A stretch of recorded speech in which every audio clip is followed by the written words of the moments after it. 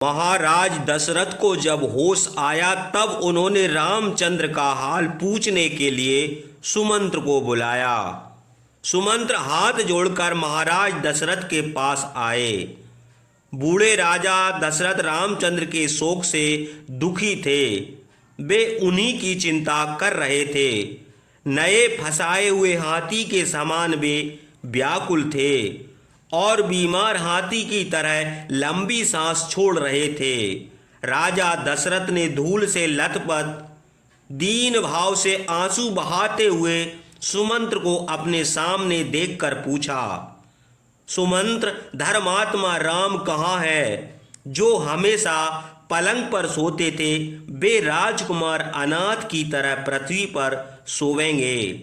जिनको दुख ना मिलना चाहिए वे सब दुख उठावेंगे। अब वे वृक्षों के नीचे पड़े रहते होंगे, किंतु इस अवस्था में भी वे सुखी होंगे। उन्होंने तुमसे क्या कहा है?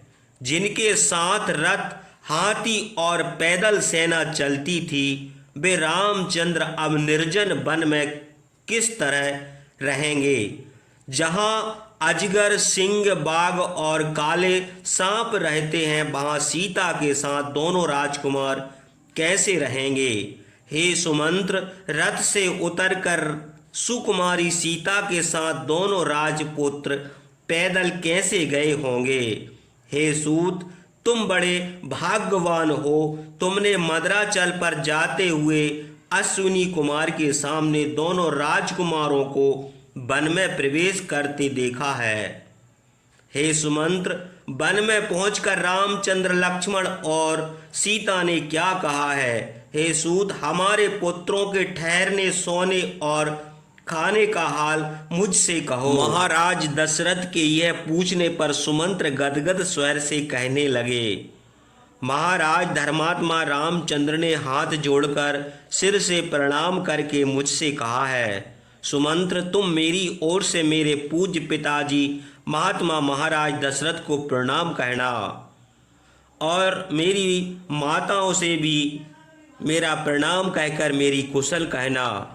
मेरी माता कौशल्या देवी से मेरा प्रणाम कहकर उनसे भी यही कहना कि वे हमेशा धर्म का पालन करती रहें, यथा समय अग्निहोत्र करें, देवताओं के समान राजा दशरथ के चरणों की सेवा करती रहें, अपनी सौतों के साथ मान अभिमान छोड़कर अच्छा बर्ताव करें और जिस कैकई के बस में राजा हैं उन कैकई के साथ भी अच्छा बर्ताव करें। राजकुमार भरत के साथ राजा का सा व्यवहार करें, क्योंकि छोटा भी राजा पूज्य होता है, वही राजधर्म है।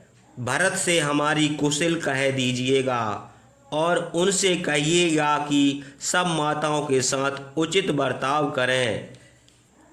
युवराज होकर महाराज दशरथ की रक्षा करें और उन्हीं के आज्ञा अनुसार राज का पालन करें।